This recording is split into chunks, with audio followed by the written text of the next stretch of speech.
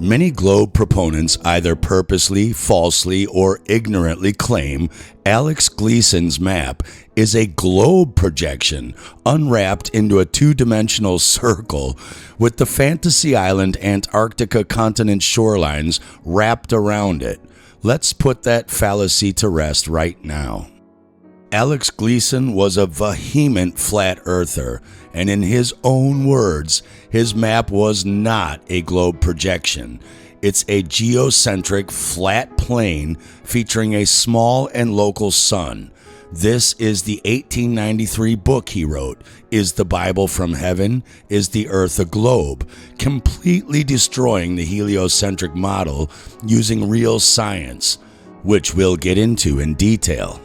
Gleason made our 24-hour sun work perfectly on his map, along with the solstices and tropics. He states very clearly that the sun moves over our Earth, winding in and out of the tropics, creating the solstices and seasons. He literally drew them in the bottom left corner and bottom right corner of his map, and wrote about them extensively from pages 317 to 329 in his book. How can this be a globe projection for the heliocentric model when it's depicting a geocentric sun not once, but twice? You can't even make it make sense. Facts are facts, and the facts say this is a map of a geocentric plane made by a flat earther. Read it for yourself. Ironically, these same people who have not even read Gleason's books and claim his map is their globe projection stretched out in one breath, in the other breath say the flat earth Gleason's map is dead after the final experiment and alleged 24-hour sun. So they contradict themselves and surrender all evidence of any logical thinking ability, admitting they killed their own globe model. You can't have your cake and eat it too. The globe model claims the Earth has a circumference of 24,901 miles around the equator, a diameter across either side of 7,917 miles, and a radius from center to edge between 3,963 miles across the equator to 3,950 miles equator to pole, due to their alleged oblate spheroid, which we're told the Earth allegedly deviates from a perfect sphere by only 1/3 of 1%, which supports a spherical model in most contexts, and so it will do for debunking it. In fact, a datum horizontal line is used in surveying and engineering for measuring distances accurately. Like here, where you have a ground changing in different elevations, it gives you a medium reference to make sure your lighthouse doesn't look like the Leaning Tower of Pisa and fall into the water.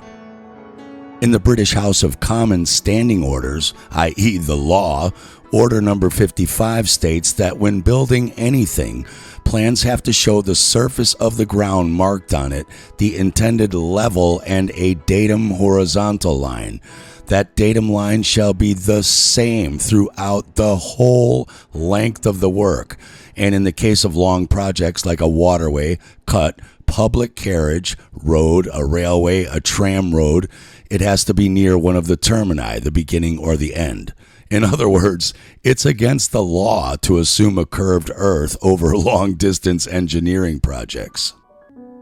No, Steve, water is theoretically equipotential based on theoretical gravity. Theory always trumps fact. But even if you allow them their ridiculous equipotential water theory, railways, mountain tunnels, and undersea cables are not. The London and Northwestern Railway from London to Liverpool through Birmingham is 180 miles long. C to D is the horizontal datum line from the level of the River Thames in London at D to the level of the Mersey River in Liverpool, which all their elevations were measured to build the railway. This half-cut cross shows Liverpool Mersey River there on the left and all of the surveying elevations and hills going across to the railway midpoint at Birmingham all the way on the right compared to their horizontal datum line below. H is the middle station at Birmingham, with an elevation of 240 feet above their horizontal datum line below, meaning they measured it and at 240 feet above the level of the River Thames, just like with the Suez Canal, but this is a railroad track, not magical gravity water. If the Earth were a globe, then as we see here, the datum line over 180 miles would have to be the chord of the arc, blue D to D to D. So the summit of the arc at Birmingham would have to be 5,400 feet above the horizontal datum line, denoting the Trinity high water mark at London Bridge over the Thames. But nope, the engineers measure it at 240 feet. Impossible on a globe, yet there it is in reality, not a trick of the eyes or perspective, not magic gravity water, just cold hard steel, ground, and fact.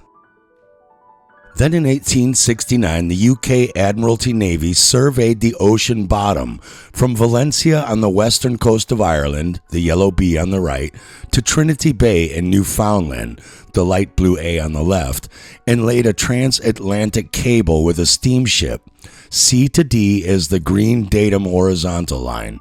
Their survey and steamship chart showed the distance to be 1,665 nautical miles or 1,942 standard miles.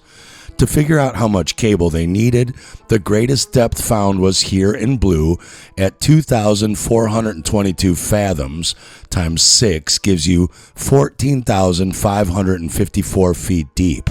The next deepest section was the red line at 14,400 feet deep, while in the middle, in the orange, it's only 9,600 feet deep. But if the Earth is a 25,000-mile spherical globe and the Atlantic Ocean is convex with equipotential magic gravity water as they claim, then the green horizontal datum line would be a chord to the great arc of water above it in blue. The center would stand at 628,560 feet, or nearly 120 miles higher than the coasts of the two stations at Trinity Bay and Valencia. And the greatest depth would be the center of the ocean between the two, in orange, where it would be 106,310 fathoms, or 637,860 feet deep. But nope. It was measured at only 9,600 feet deep in reality. It should also be bloody obvious that the distance of that blue line around the basketball, call that the alleged globe water surface, is longer than the green line around the much smaller volleyball, call that the alleged globe ocean floor. So even withstanding the elevation changes on the ocean floor below, it's obvious the distance across the ocean floor would be much shorter than the distance over the surface. But in the published report, the opposite happened. The steamer ship that laid the cable went 1,665 miles, yet laid 1,852 miles of cable. Impossible on a globe. Not a trick of the eyes, a light in the sky, or magic gravity water. Just cold steel ocean floor cable and fact. We could sit here all day and show example after example of this, but there's no need, since none of this can exist on a globe, yet there they all are in reality. We cannot live on a globe. And since Fantasy Island can only exist on the globe, then again, whether you saw a 24-hour light in the sky in one place in Antarctica or not, we don't live on the sky, so that's the end of that nonsense. Not so fast, the globies say. We've known the Earth is a globe since at least 1482, since we still have Martin Eardopfel's actual globe, shown for real here, 62 years before the 1540 formation of the Jesuits you claim invented this model. Antarctica, the coldest, most savage place on Earth. So remote, its very existence was questioned by navigators for centuries. Even after it was discovered in 1820, it remained for decades terra incognita, a land unknown. Really? A land unknown until its discovery in 1820?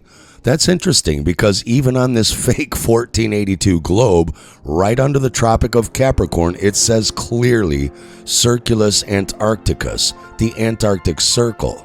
A strange name for a latitude boundary to a place that doesn't allegedly get discovered until 340 years later, showing precisely where its outer latitude ring is. Of course, there is no fantasy ice continent drawn there, but they knew the circle. In fact, it's also clearly mapped out just like Gleason's ice wall on the 1766 Duil de Lisle flat Earth map as Terra Antarcticus, not Terra Incognito, 54 years before the alleged 1820 discovery of Antarctica. I wonder if we're being lied to about history. To recap parts 1 and 2, in order to propagate the Jesuit heliocentric cosmology and globe model, it has to have a period of constant 24-hour sun months in late October through early February down on Fantasy Island, aka Antarctica, just as it provably does in the northern Arctic Circle, where people actually live and witness this reality provably in the summer months of May through August, because the alleged south tip of the globe has to point at the sun on the same 23-degree tilt angle for its summer months as the alleged north tip of the globe does on its summer months. On the globe model, what happens in latitude rings stays in latitude rings, even its opposite alleged northern and southern latitude ring counterparts. So let's set the groundwork for how this globe fraud and scam work in modern days via the digital Santa Claus fiction known as satellite GPS or Global Positioning System. Though not a globe projection, Gleason's map is still a partial projection map, as it says clearly on top, with instructions on the back that modern copies do not have, so very few flat earthers have seen it. So when it says scientifically and practically correct as it is, it means as a longitude and time calculator, as it says clearly on the top left. It does not mean that the Earth geometrically looks exactly like this in this shape and proportion from an overhead view. Our east-west longitude system could not be developed using heavenly luminaries for east or west navigation without clocks, since they are constantly moving east to west, so you can't head in the direction of a moving object. So it was developed for navigation based on fictional fixed clock times and time zones based on a 2D rectangular grid projection of the fictional spherical globe model. At least you can find north with a compass or North Star Polaris by night, which never moves. But try finding your way north without a compass by Polaris. If it was flying over your head from north to south behind you as you tried to follow it north, you wouldn't know which way to go. Both circles and spheres have curved lines that do not intersect all latitude and longitude lines at perfect 90-degree square angles. But since the latitude and longitude system is set up that way, both models have to distort their proportions with projections to accommodate that fiction. The globe does it this way, Gleason had to do it this way, in order to fit the world's already existing almanac latitude-longitude coordinates for all places onto this circle, instead of inventing an entirely new system and coordinates that nobody is using. Both the globe and Gleason are using 69 regular miles per degree of latitude from the North Pole to either South Pole or outer ice wall on Gleason's map. So compared to almanac latitude grids, Gleason's continents are drawn in correct proportion lengthwise from inside to out, but longitudinally, the globe model's longitude lines converge closer together in distance as they head from the equator towards the theoretical South Pole and Fantasy Island, so their southern continents are always drawn skinny and pointy to accommodate this. Gleason's longitude lines have to diverge the entire way out from the North Pole to accommodate the existing fictional latitude-longitude grid. So a degree of longitude at the Tropic of Cancer is roughly 51 miles across, while that same degree at the equator is now 69 miles across, then 87 miles across at the Tropic of Capricorn, and roughly 138.5 miles at the outer ice wall. So his continents have to be drawn or projected fatter and wider as you go further out or south to fit the fictional grid.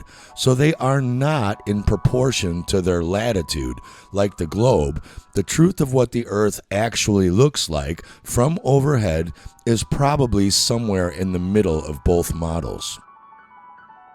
That is why you can calculate a longitude distance this way if you have the formula, or even a latitude distance in yellow this way at 69 miles per degree, but you can't just measure this way, the purple line, because the latitude difference remains constant while the longitude difference is changing proportionately.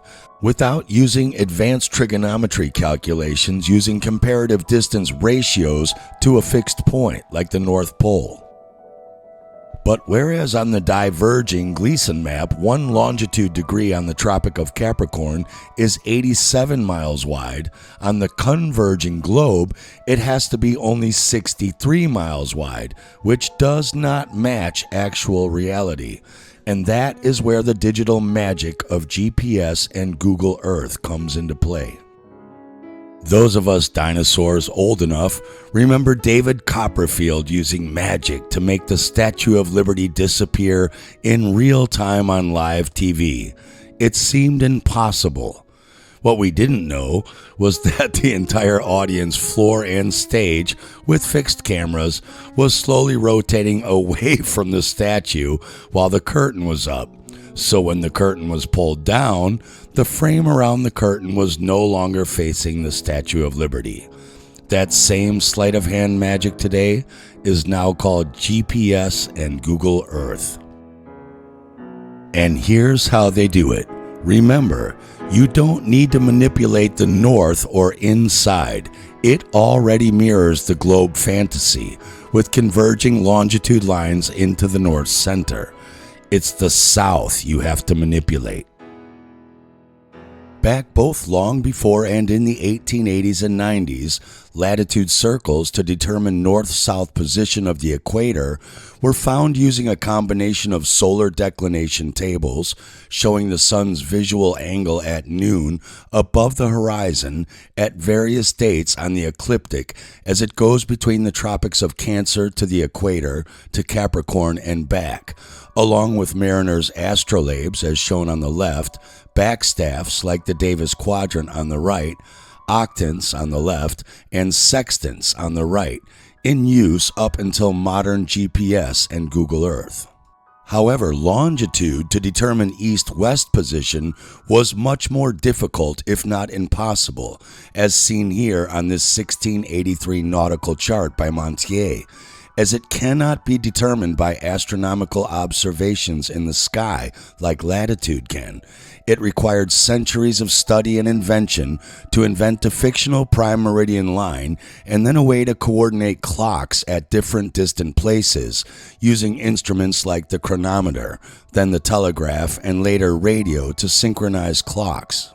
But more importantly, centuries of astronomical societies, nautical societies, and guilds sharing and compiling these observations and information were put into massive nautical almanacs like these two, the American Ephemeris and Nautical Almanacs of 1889 and 1891 by the United States Naval Observatory.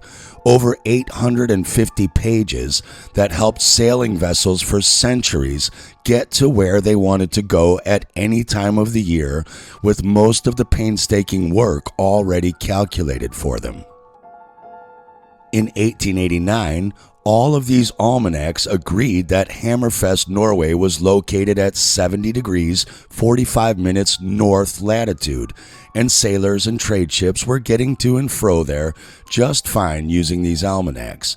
But it was also known that in Hammerfest, Norway, there is a continual 24-hour sun in their summer, from May 11th to July 22nd, 2 months and 10 days.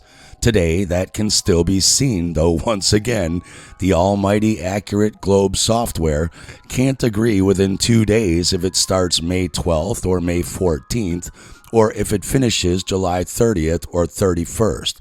But either way, there is a 24-hour sun. Which means if we live on a globe, there has to be 2 months and 10 days or close of 24-hour sun at 70 degrees 45 minutes south latitude in their summer months of November, December, and January. If there isn't, then we don't live on a globe, and icy fantasy island cannot exist.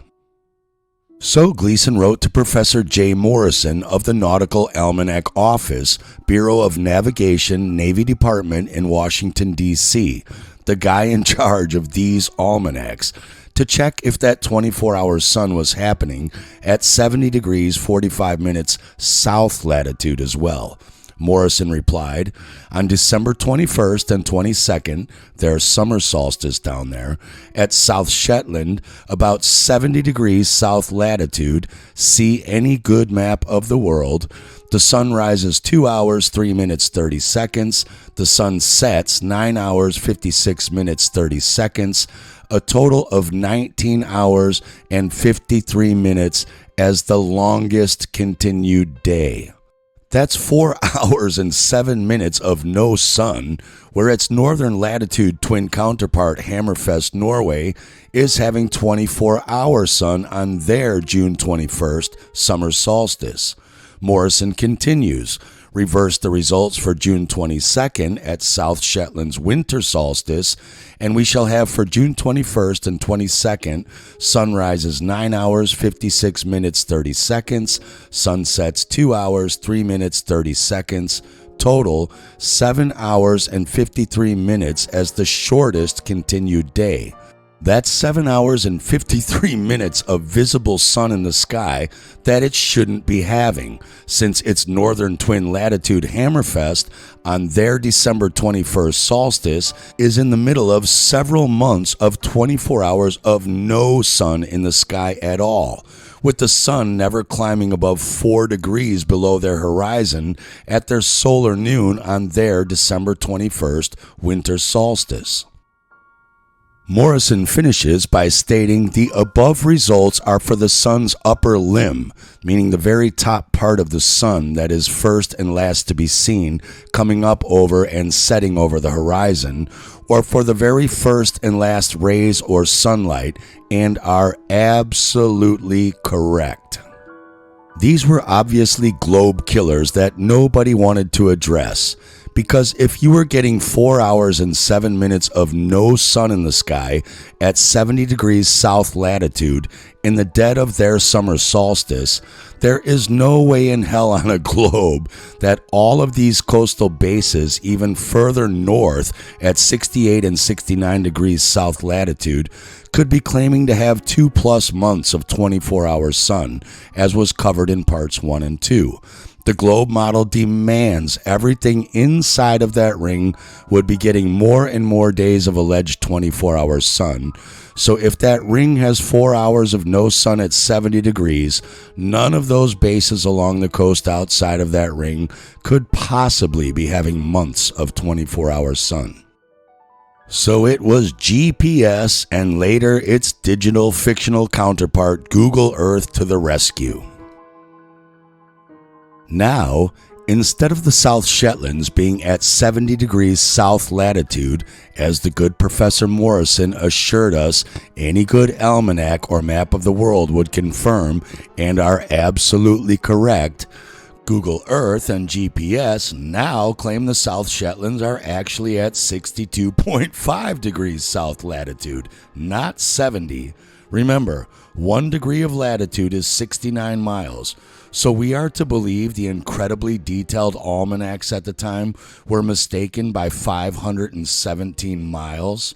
How were all of those British, Spanish, and Chilean mariners and Scandinavian sealers getting there and back accurately from 1819 to 1993 if their sea charts were off by 517 miles from modern GPS. Admittedly, the Globers' favorite exercise is mental gymnastics to make sense of nonsense, so they will say that modern satellite globe mapping from high above in space has made modern longitude and latitude calculation much more accurate than centuries of combined sailing observations and calculations from the ground. In other words, for Morrison to say the world's maps and almanacs said the South Shetlands were at 70 degrees south latitude, 517 miles south of where GPS and Google Earth now claim they are today. In other words, they thought it was down here in the green instead of up here in red. Nearly 3 extra days of sailing each way and not noticing the giant Antarctic peninsula on or in the way. That's like saying that those almanacs were so inaccurate that they mistakenly thought San Francisco back in 1889 was 517 miles south actually, where San Diego is today. Yet somehow by accident, the steamer and clipper ships had been getting to San Francisco perfectly without error since at least the 1840s, not missing it by 517 miles south. Also, modern GPS and Google Earth still have Hammerfest, Norway at 70 degrees 32 minutes north latitude, almost exactly where the almanacs in 1889 had it, at 70 degrees 45 minutes north latitude. So why isn't that now off by 517 miles as well? Once again, you cannot have your cake and eat it too. We're to believe there are GPS satellites up in anywhere from alleged low Earth orbit 2,000 kilometers away taking detailed pictures of the Shetland Islands while traveling at 17,224 miles per hour to 15,435 miles per hour, which no camera shutter speed in history can do without a giant streaky blur, up until the very recent Sony A9 III, Samsung S23 Ultra, and now the 2024 INRS Scarf, and not even far away enough to get in scale the Earth around it to itself. Or they claim they're in medium Earth orbit at 20,400 kilometers away, where you can allegedly at least see the Earth's alleged 12,756 kilometer diameter, but in which case you can't even see the Shetland Islands, let alone film and plot them with a camera moving at 22,370 miles per hour, or even zoom in on them to get detail to the closest meter. But that's okay because they have geostationary satellites way out at 35,786 kilometers that can see the whole Earth and the Shetland Islands. Well, not really, but at least they aren't moving. Well, they are. They are moving at 6,935 miles per hour. So there not only isn't a shutter speed in the world that can film something at 7,000 miles per hour, but there isn't a zoom in the world that could get in that close and accurate to the meter, even if standing dead still. Don't forget, the Earth is also allegedly spinning at 1,000 miles per hour as well. If only there were just some tiny shred of evidence that space satellites are really just cameras attached to solar panels and balloons flying around in regular low atmosphere. But that's none of my business. Anyway, as we'll prove later, this is just used to hide, distort, and disguise the actual expanding longitude distances on the Gleason flat Earth map as you go south or farther out from the center north point of the flat Earth. And while it is true that the equator runs south of the tip of India, as shown here on the Gleason map of our true Earth, as it even does on this ridiculous 2006 NASA copyrighted image, if the North Pole was really there on a globe, then the South Pole would be down there, and the equator, meaning the equidistant latitude point between these two, would be there in red, where the Tropic of Cancer is shown, not way down there in green. That is clearly not the equidistant diameter point between the top and bottom of this fake CGI globe circle, which they distort in every image to make their reality appear to fit on their impossible fiction. They need to hide all of that massive ice wall, all of that endless ocean, and all of that land outside of the equator or south by squeezing it into an area this big, which is impossible. This is why every fake composite NASA releases of the Earth, you see impossible things, like the United States taking up half the side of the Earth and bigger than South America or even Africa on other NASA fakes. The 1997 globe on top is the same exact size as the 2012 globe under it. So how did the United States quadruple in size in 15 years? There's the United States. Let's turn it to the top of the globe. Now let's rotate it a quarter more so it's in the middle of the other side of the globe. Now a quarter more so it's on the dead bottom of the globe. Now one last rotation to bring it back where it started. And there it isn't. That's India, China, and Russia. Let's turn it again. Surely it must be back by now. Nope, that's Greenland. One more turn and the Earth has gone around 1.5 times its alleged circumference. And there it is. It should have passed once by already and be on the other side again, but that is because they have to add Fantasy Island, which isn't really there. Now where have we seen that before? Ah yes, there is truly nothing new under the sun. Google Earth is just the digital updated version of this same nonsense back in 1482. Dismantled and ready for a long sea voyage. We'll then start the final screening process, and we'll get you to take your extreme cold weather jackets off. But now, the Anduril team gathers at Christchurch, New Zealand for the 6-hour flight to Antarctica in a C-17 cargo plane, jam-packed with people and gear. The Anduril team are taking an ice drill from Christchurch, New Zealand to McMurdo Station off the Ross Ice Shelf in Antarctica in a C-17 cargo plane. Just to get your bearings, McMurdo is alleged to be down there on the Ross Ice Shelf in the South Pacific Ocean, where New Zealand is, not to be confused with the Rana Ice Shelf up there by the Antarctic Peninsula in the South Atlantic Ocean, where New Zealand is nowhere near. So the obvious route on a globe is a straight shot south from Christchurch, New Zealand to McMurdo Station, which is allegedly around 2,340 miles.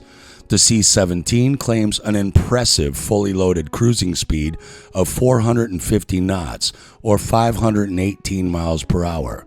So it could make that distance in 4.5 hours, but obviously goes slower for takeoff and landing.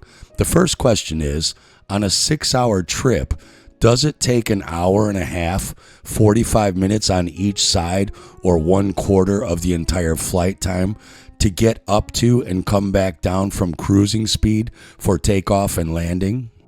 The second question is, if this is the shortest flight route from New Zealand, why did the BBC spend a ton of time and money on graphics and a narrative about an alleged mountain range they wouldn't even pass over to show them coming in over the Antarctic Peninsula and Rana Ice Shelf in the South Atlantic Ocean to come all the way back to McMurdo in the South Pacific?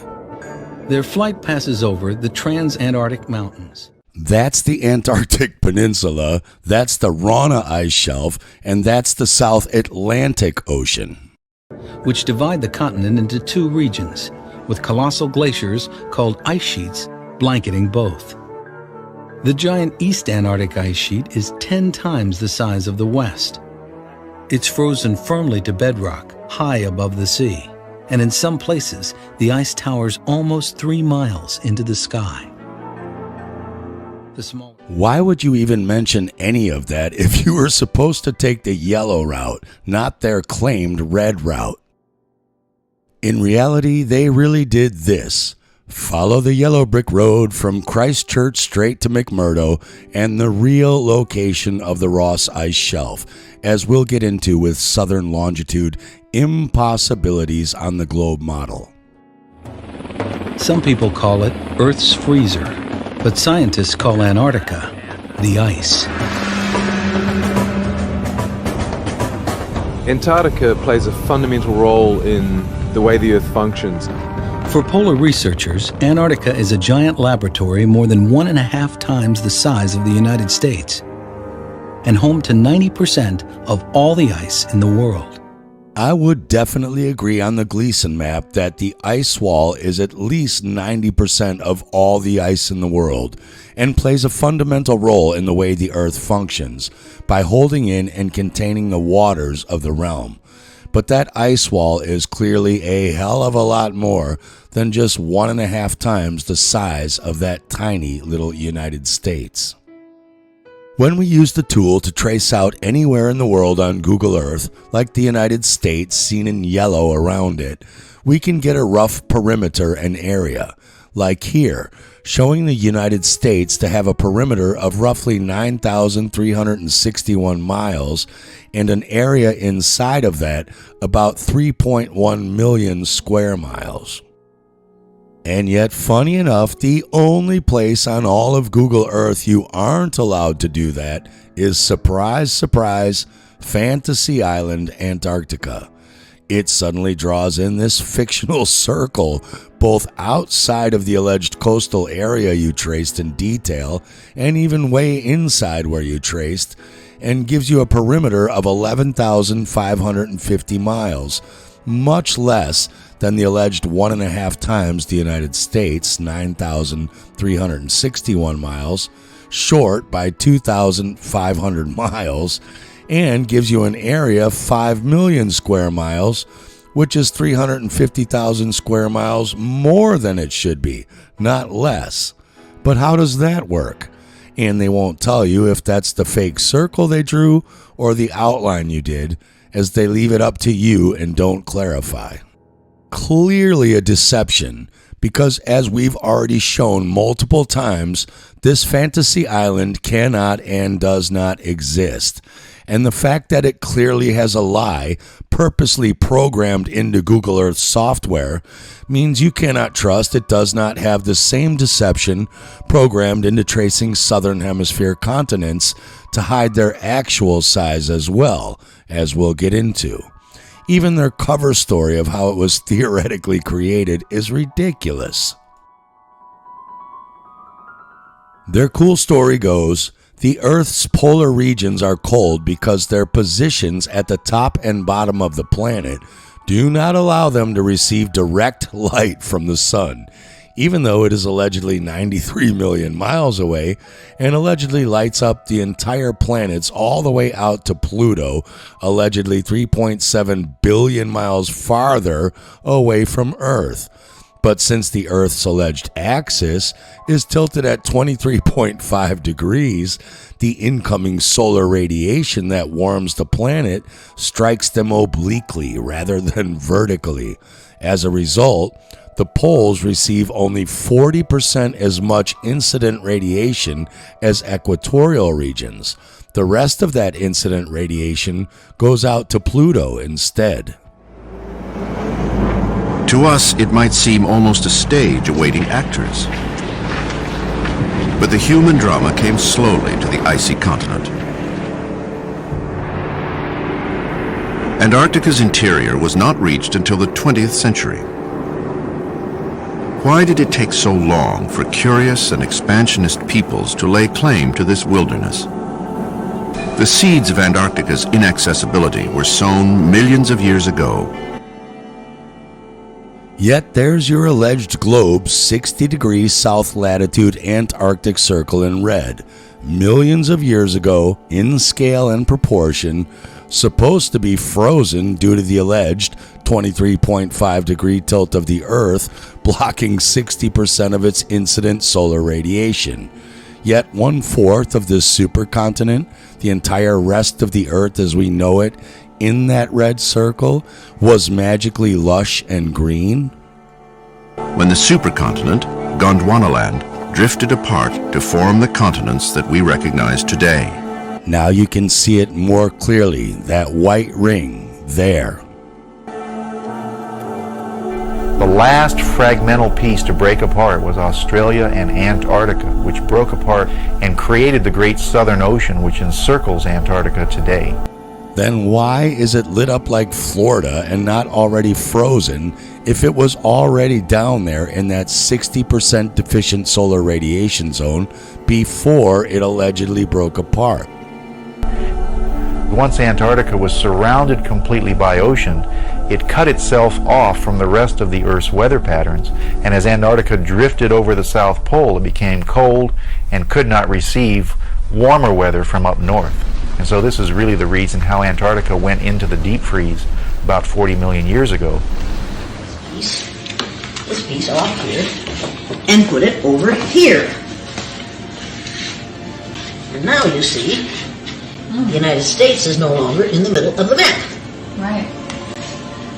Now I did this with a major record company in New York City, I think in 1970. And an older man stood up in the back of the room and said, "Now Elliot, you've gone too far." I said, "What's your problem?" You can't do that with the map." I said, "Well, actually you can." He said, "No, the United States isn't in the middle of the map anymore." I said, "The United States never was in the middle of the map. You need to realize this depends on how you draw your map." And then I pointed this little fact out to him. South America is actually 9 times larger than Greenland.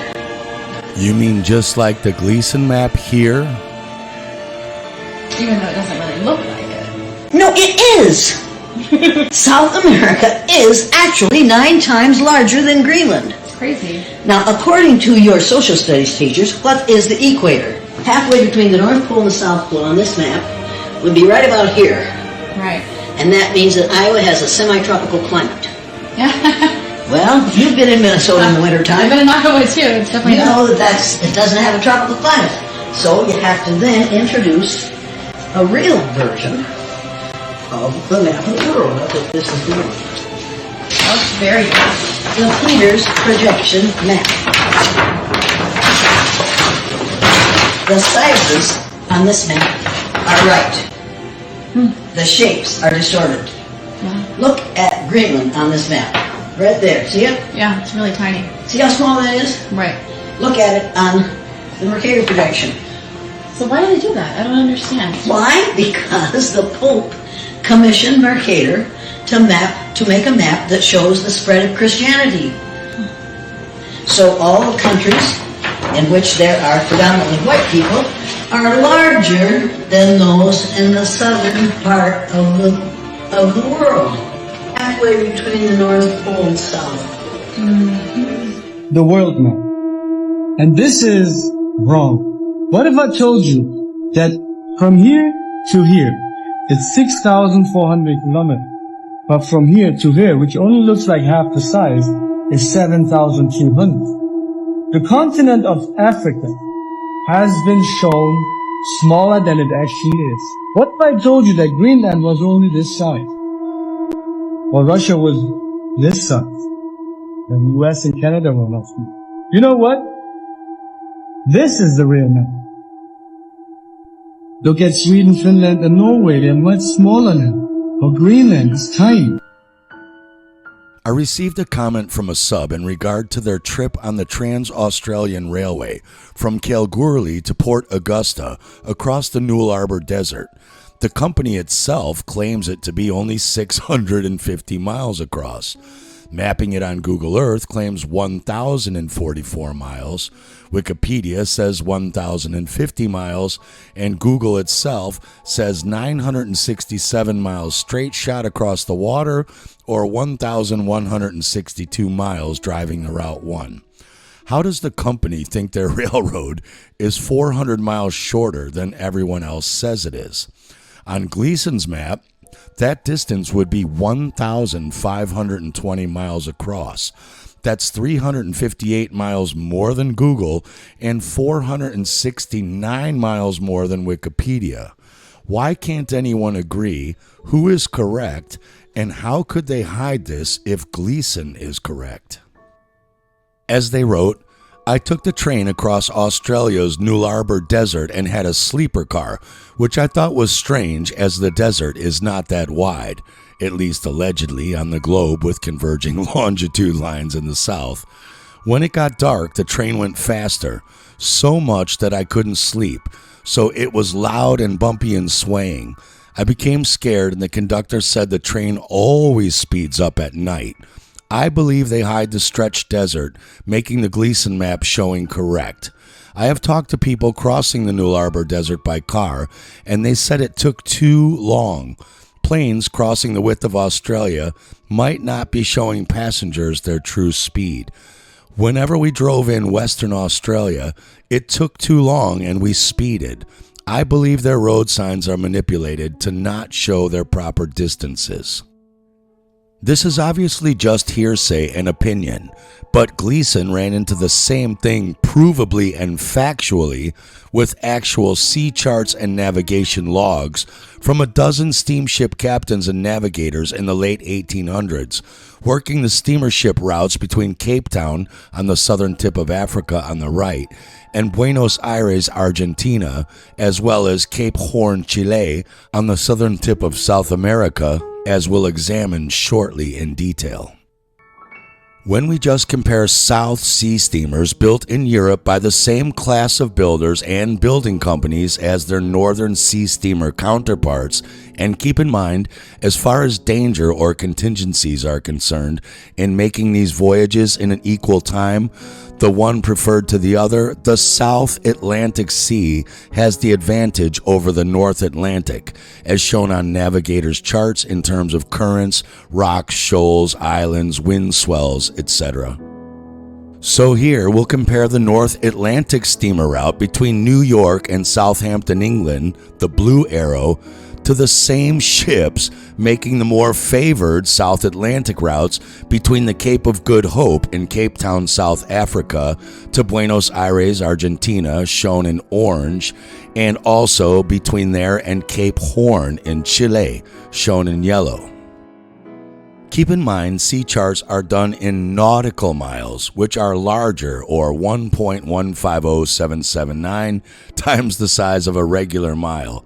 So if 1 degree is 69 regular miles, it's only 60 nautical miles, and hence ship speeds are done in knots, which are simply nautical miles per hour, not regular miles per hour. So your car driving 69 miles per hour is really only driving 60 knots. Google Earth is showing, sure enough, New York to Southampton, England in the North Atlantic at roughly 3,038 nautical miles apart. Pretty identical by 22 miles to the 3,060 nautical miles from this ship log from the Norddeutscher, a Lloyd steamship doing the same route. Even despite rough head seas and swells on days 2 and 3 and the difficulty of sailing the North Atlantic, this ship made that 3,060 nautical miles in 6 days, 17 hours, and 15 minutes, or just call it 6 days and 18 hours of actual sailing time without the fictional time zone changes added in. That put it at an average speed of 18.36 knots, or nautical miles per hour. So their 6 days and 18 hours is right up there with the fastest routes from these other 4 ships doing the exact same route in 4 hours less to 4 hours more, but always 6.5 days to an hour and a half under 7 days for 3,060 nautical miles. No more, no less. Showing all of these ships average 18 to 19 nautical miles per hour. So here's the first problem. The globes in the late 1800s were measuring the distance from the Cape of Good Hope in Cape Town, South Africa to Buenos Aires, Argentina as 60 degrees times 60 nautical miles per degree, or 3,600 nautical miles.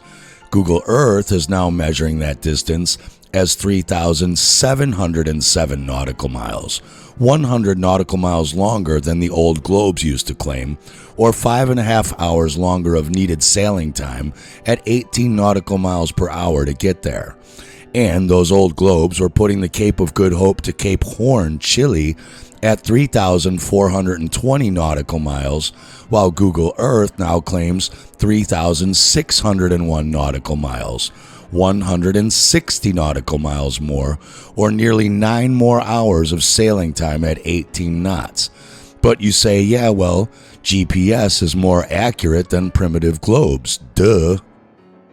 Well, Gleason corresponded with dozens of captains, navigators, and officers working on these routes, like Charles B. Brown, who was the second officer on the steamships Lochinvar and Palgrave, and even the Abbeytown, a special high-speed merchantman-class ship built by the East Indies Company for this specific route.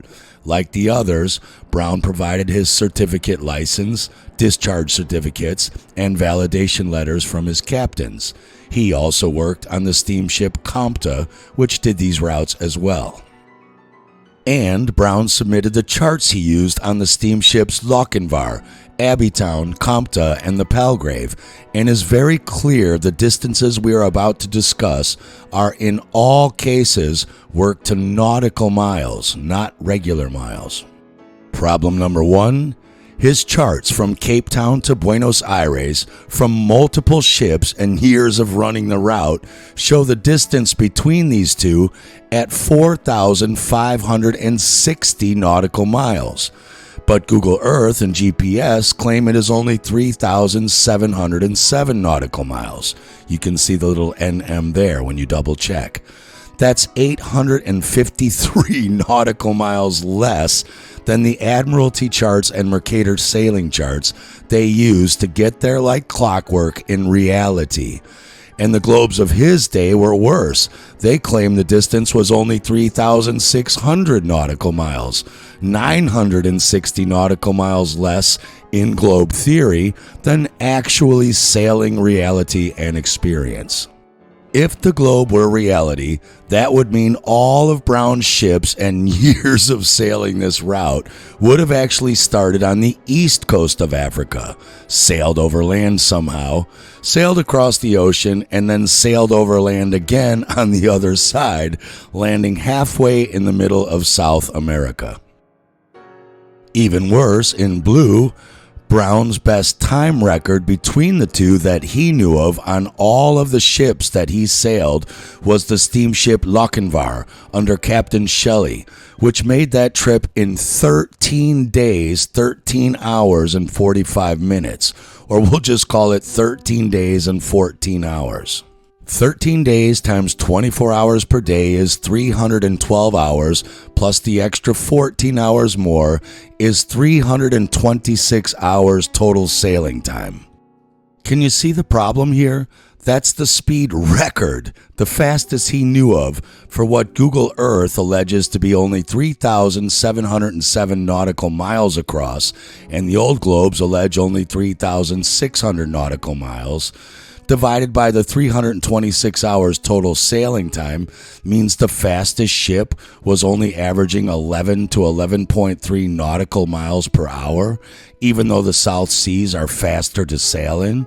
Yet in the North, the same exact class ships from the same builders were doing the 3,060 nautical mile routes from New York to Southampton in only 6 days and 12 hours and averaging 18 to 19 nautical miles per hour in slower seas. Think about that. A steamship takes 6.5 days to travel 3,060 nautical miles from New York to Southampton. Hell, let's call it just under 7 days for the Augusta Victoria, the fourth fastest northern ship. But then in the south, the fastest ship has to go only 647 measly nautical miles more to make Buenos Aires from Cape Town. Let's say at the slowest 18 nautical miles per hour average speed is only 35 hours longer. It should be there in just under 8.5 days, but yet the record is over 13.5 days. It takes 5 entire days more to travel the extra 647 nautical miles after making the first 3,060 in only 6.5 days. Then Brown's Admiralty and Mercator's sailing charts, plus his actual experiential years of sailing times, show that the distance from Cape Town to Cape Horn at the bottom of South America in Chile is 5,700 nautical miles. Yet because it has to lie to make the globe longitude lines converge together at the bottom of the globe, Google Earth is claiming that distance is only 3,601 nautical miles, now off by a whopping 2,099 nautical miles from actual sailing reality, not just 100 nautical miles like Buenos Aires. And the old globe put that distance at only 3,420 nautical miles, even shorter than the Google Earth fiction, making a whopping difference of 2,280 nautical miles error between globe theory and actual sailing reality. The obvious question is, if all of Brown's working logs and navigator maps show Cape Town to Cape Horn is really 5,700 nautical miles long in reality, that's 1,140 nautical miles farther than the 4,560 nautical miles from Cape Town to Buenos Aires.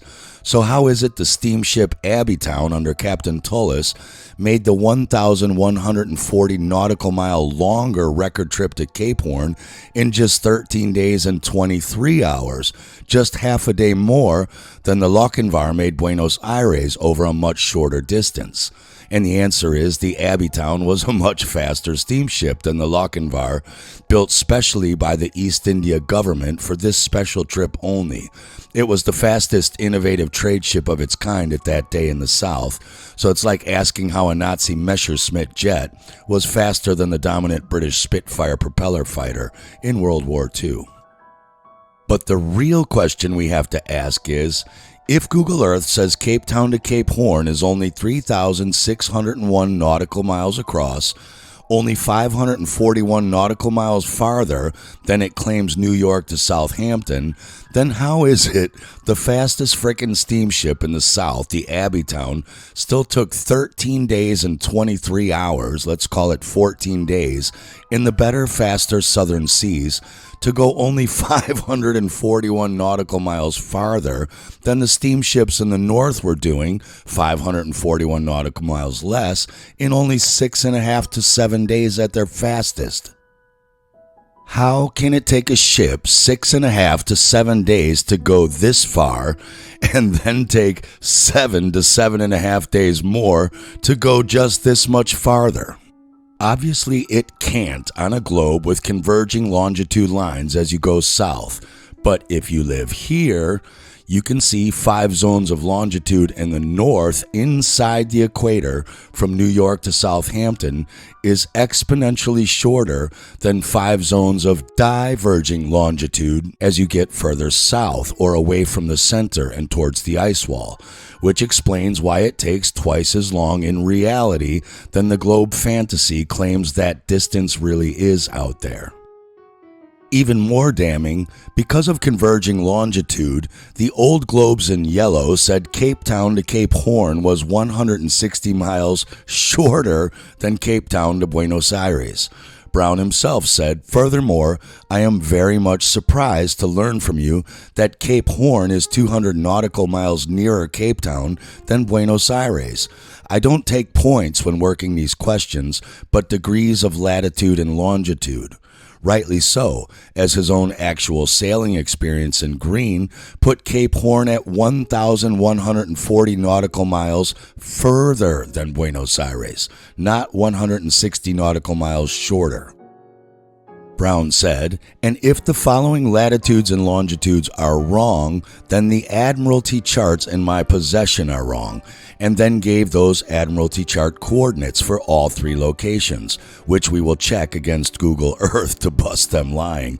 And please take notice that the questions worked for you were done so by using Mercator's sailing chart, which is our usual way of finding course and distance from point to point.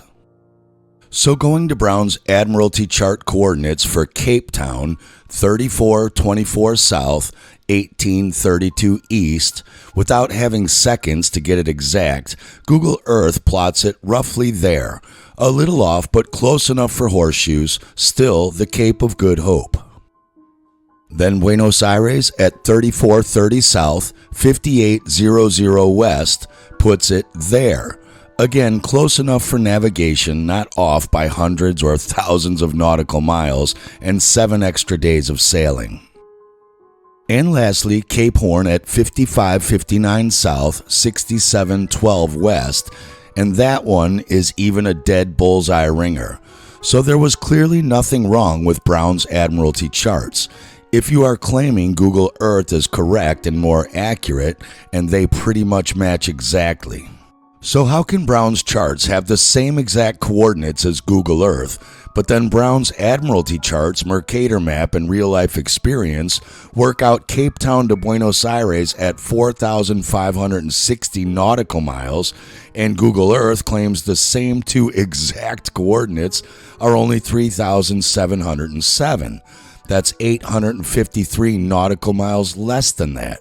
Or Cape Town to Cape Horn being 5,700 nautical miles in reality, and Google Earth claiming the same exact 2 identical coordinates are only 3,601. That's 2,099 nautical miles less.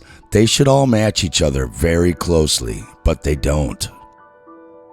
Buenos Aires is supposed to be way down there, well below the Tropic of Capricorn, but keeping Fantasy Island down there at the bottom where it is alleged to be and resetting to due north, it's now magically sticking Buenos Aires just under the dead middle equator of the sphere. Impossible with Antarctica still centered there in the bottom. By the way, the globe theory says the Earth spins west to east at just over 1,000 miles per hour, or 1,470 feet per second at the equator. But the reason you don't jump up a foot off the ground there for 1 second and end up landing 4.5 football fields west of you is because the whole air and atmosphere are moving in sync together with the alleged globe spin. Must be all of those equipotential gravity bong water particles in the air. But that would mean both the north and south of the alleged globe are also spinning west to east, and their atmospheres should also be magically attached to the ground, but every navigator knows about the westerly trade winds in the north and the opposite easterly roaring 40s winds in the south. You can't have your cake and eat it too. It should all move together with the alleged theoretical globe spin, but it doesn't in reality. But these opposite winds are exactly what you experience on the etheric toroidal field Earth we discussed in part 1, as you can see here, when a magnet and electric currents are used to induce a toroidal field. The inside hyperbola spins in one direction, your westernly northern trade winds, and the outside torus field or donut spins the opposite direction, your easternly roaring 40s winds. Just as we see when people living on the equator face east and time-lapse star trails. The ones on the left in the northern inner hyperboloid hourglass appear to move one direction in much tighter circular shaped spirals, and the ones on the right in the outer southern torus or donut appear to move the opposite direction of the ones on the left, but in much looser and wider oval shaped spirals.